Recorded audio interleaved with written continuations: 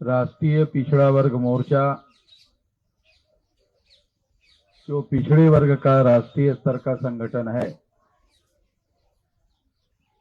इस संगठन को आप लोगों को यहां से जाकर केवल एक काम करना है। जितने दिन तक सरकार गिनती नहीं करेगी उतने दिन तक ये मुद्दा जिंदा रहेगा, और अगर गिनती कर दिया तो मुद्दा खत्म हो जाएगा। तो बेहतर है गिनती ना ही कर ले। बेहतर है ये गिनती करने के लिए तो ये धरना प्रदर्शन है। सरकार अगर गिनती नहीं करती है तो बेहतर है कि हमें आंदोलन करते रहने का मौका उपलब्ध रहेगा। अगर मान लेती है तो फिर तो ये मुद्दा खत्म हो जाता है, कोई और मुद्दा ढूंढना पड़ेगा। तो बेहतर है कि ये सरकार, क्योंकि उनके सामने एक संकट है, गिनती नहीं करते हैं तो संकट है, आंदोलन बढ़ेगा। गिनती करते हैं तो इन लोगों का वास्तविक आंकड़ा पता चलेगा। जैसे नीतीश कुमार ने बिहार में राज्य स्तर की गिनती की तो गिनती का आंकड़ा बिहार में निकला 64%। तो ये 64% जो बिहार में निकला है वो लगभग 64, 65, 67, 66 के आसपास ये आंकड़ा निकलने वाला है। सारे देश भर में इतना ही निकलेगा। तो हम लोग मानकर चलते हैं कि ये 64, 65 के आसपास है, और अब हम लोग 52% के बजाय भविष्य में ये 64 जो बिहार में आंकड़ा निकला उतना मानकर चलते हैं। ये मानकर ही हम लोगों को प्रचार प्रसार करना चाहिए। अभी जो आपको मैं बताना एक ही मुद्दा बताना है, ज्यादा लंबी बात नहीं करना है। जो मौलिक बात मैं आपको बताना चाहता हूं वो क्या है कि अब आप लोगों को जाकर राष्ट्रीय पिछड़ा वर्ग मोर्चा की प्रत्येक राज्य में जितने जिले हैं उसमें कमेटियां बनाओ। राष्ट्रीय पिछड़ा वर्ग मोर्चा की कमेटी बनाओ। ये लोग ये मानने वाले नहीं है, ना माने कोई बात नहीं है। तो आप लोगों को जाकर राष्ट्रीय पिछड़ा वर्ग मोर्चा की जिला लेवल पर कमेटी बनाओ। फिर सारे देश भर में तहसील जो है उस राष्ट्रीय पिछड़ा वर्ग मोर्चा की तहसील में कमेटी बनाओ।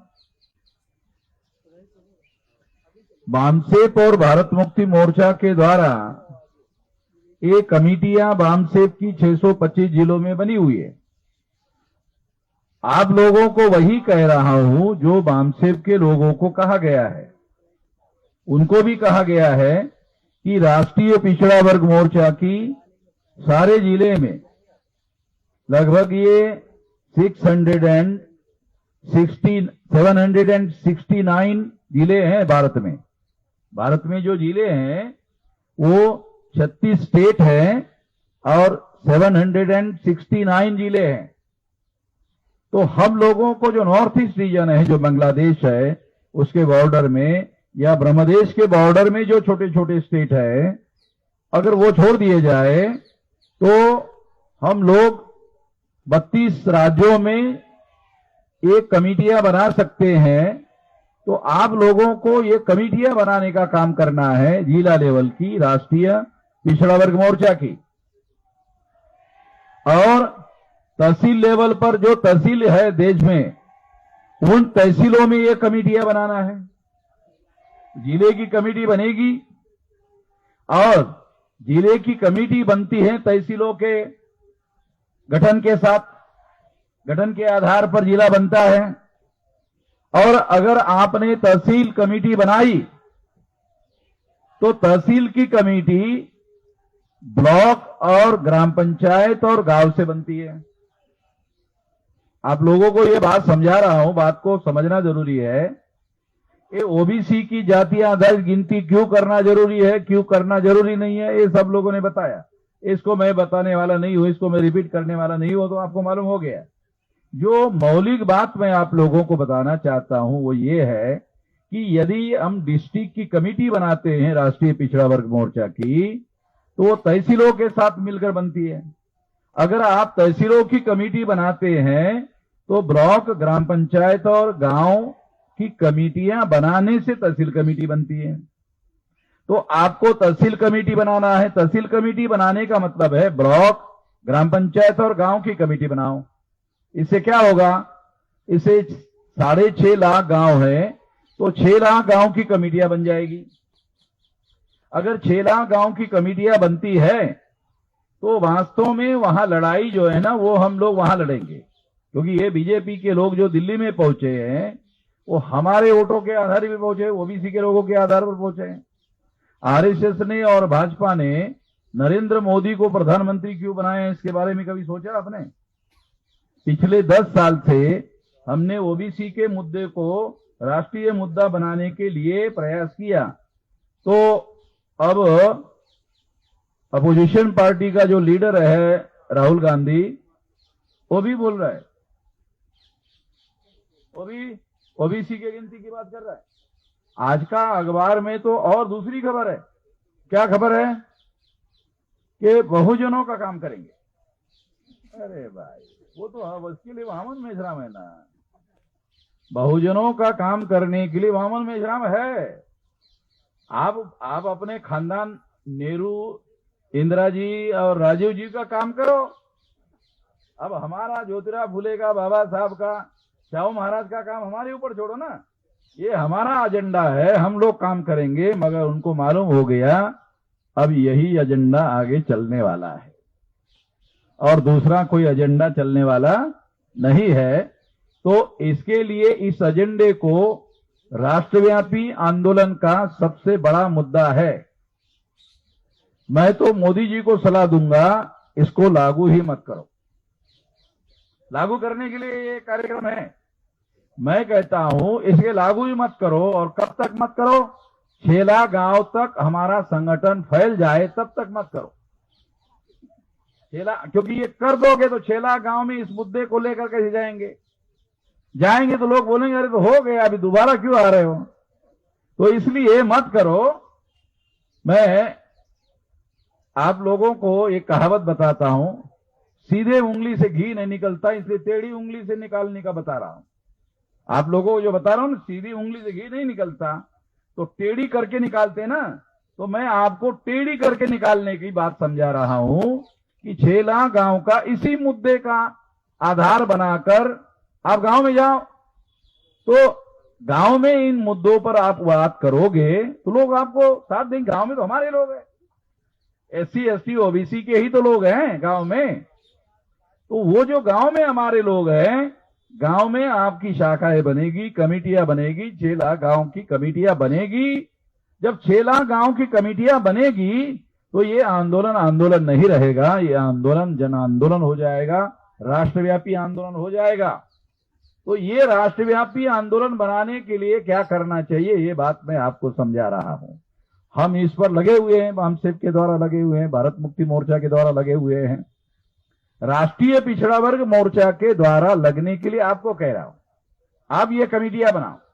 जब 6 लाख गांव की कमेटियां राष्ट्रीय पिछड़ा वर्ग मोर्चा की बनेगी तो फिर तो ये कमेटियां बीजेपी के लोगों को गांव में प्रचार के लिए आएगी तो उनको वो आने ही नहीं देंगे, गांव में आने ही नहीं देंगे। नरेंद्र मोदी को उन्होंने चेहरा दिखाने के लिए प्रधानमंत्री बनाया, ये ओबीसी के आंदोलन की हवा निकालने के लिए बनाया, ताकि ये बताया जा सके कि देखो भाई आपका प्रधानमंत्री हमने बना दिया है। जब आप ओबीसी की गिनती क्यों कराना चाहते हो, आप ओबीसी की गिनती क्यों कराना चाहते हो? प्रधानमंत्री बनाने के लिए कराना चाहते हो ना। तो प्रधानमंत्री तो बगैर गिनती के हमने बना दिया। जब प्रधानमंत्री आपका हमने बगैर गिनती के कर दिया तो आपको गिनती करने की क्या जरूरत है? तो इसका जवाब ये है कि नरेंद्र मोदी को आपने बना दिया प्रधानमंत्री, मगर ये वास्तविक प्रधानमंत्री नहीं है, ये नॉमिनेटेड प्राइम मिनिस्टर है। नरेंद्र मोदी जो है ये रियल प्राइम मिनिस्टर नहीं है, ये नॉमिनेटेड प्राइम मिनिस्टर है। नॉमिनेटेड अंग्रेजी शब्द है, इसका हिंदी में अनुवाद होता है नामधारी। अरे हमको कामधारी चाहिए भाई, नामधारी नहीं चाहिए।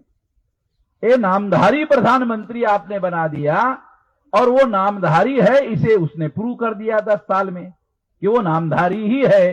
क्यों? इसका सबूत क्या है नामधारी होने का? ओबीसी की गिनती नहीं किया, इससे सिद्ध हो गया नामधारी है, कामधारी नहीं है। अगर ओबीसी की गिनती का काम किया होता तो कहते कामधारी है, नहीं किया इसलिए कहते हैं नामधारी है। तो ये नामधारी प्रधानमंत्री जो है इसको आपने बनाया, इससे हमारी समस्या का समाधान होने वाला नहीं है। तो हमको कामधारी प्रधानमंत्री बनाना होगा, तो राष्ट्रीय पिछड़े वर्ग मोर्चा की शाखाओं को जिले में उसकी कमेटियां बनाओ, तहसील में कमेटियां बनाओ, और इससे क्या होगा? तहसील कमेटी से ब्लॉक, ग्राम पंचायत और ग्राम में भी कमेटियां आपको छेला गांव में बनानी होगी। ये काम करो। मोदी को इसको गिनती करना है नहीं करना छोड़ो। अगर आपने छेला गांव में कमेटियां बनाई तो आपकी तो सरकार आ जाएगी। जिस सरकार को आप गिनती करने के लिए कह रहे हो, यदि आपने छेला गांव में कमेटियां बनाई, अरे फिर तो आपकी सरकार आ जाएगी। आप सरकार को कह रहे हो गिनती करो। अगर छेला गांव में आपने कमेटियां बनानी तो आपकी सरकार आ जाएगी। जब आपकी सरकार आ जाएगी तो आपके सरकार को आंदोलन करके बताने की जरूरत तो रहेगी नहीं। वो तो गिनती करने की जो बात, जो इश्यू बना हुआ है, राष्ट्रीय इश्यू बनाओ। राष्ट्रीय इश्यू भी हमने बनाया, नेशनल इश्यू भी हमने ही बनवाया। तो इसलिए इस मामले का हल हो सकता है। तो इसलिए आने वाले समय में हम लोग आंदोलन पर सबसे ज्यादा थ्रस्ट देंगे। अभी तक हमने संगठन पर थ्रस्ट दिया, तो अभी हमारा थ्रस्ट आंदोलन पर है। 9 अगस्त 1942 को गांधी जी ने क्विट इंडिया मूवमेंट चलाया था, और क्विट इंडिया मूवमेंट चलाने से क्या हुआ? अंग्रेजों भारत छोड़ो, अंग्रेजों को भारत छोड़कर जाना पड़ा था। तो इसी तरह से यहां पर जो भी भारत में काबिज लोग हैं, उन लोगों को भी सारी व्यवस्था के नियंत्रण से छुड़ाना होगा, और इसके लिए सारे देश भर में संगठन निर्माण करना छेला गांव में, ये उसकी पूर्व शर्त है। मोदी आपकी बात सुन नहीं रहा तो दूसरा रास्ता अपनाना पड़ेगा। अगर मोदी ने सुन लिया तो आपका मुद्दा हल हो जाएगा। मोदी सुन नहीं रहे हैं क्योंकि मोदी नॉमिनेटेड प्राइम मिनिस्टर है, वो वास्तविक प्रधानमंत्री नहीं है, आरएसएस के हाथ में सारी सूत्र है। तो हमको छेला गांव का संगठन बनाना है। छेला गांव का संगठन बनाओगे तो आपकी ही सरकार आ जाएगी। इस दिशा में आपको काम करना है।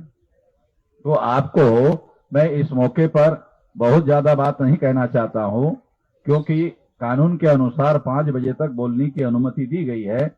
1 मिनट ज्यादा हो गया, तो 1 मिनट में ज्यादा ले लिया है अपनी बात यहीं पर, क्योंकि मैं कानून के पाबंदी का पालन करने वाला आदमी हूं, इसलिए मैंने 1 मिनट ज्यादा ले लिया। तो कानून के दायरे में रहकर मैं अपनी बात समाप्त कर देता हूं। आपने मेरी बात ध्यान से सुनी, इसलिए आभार, धन्यवाद।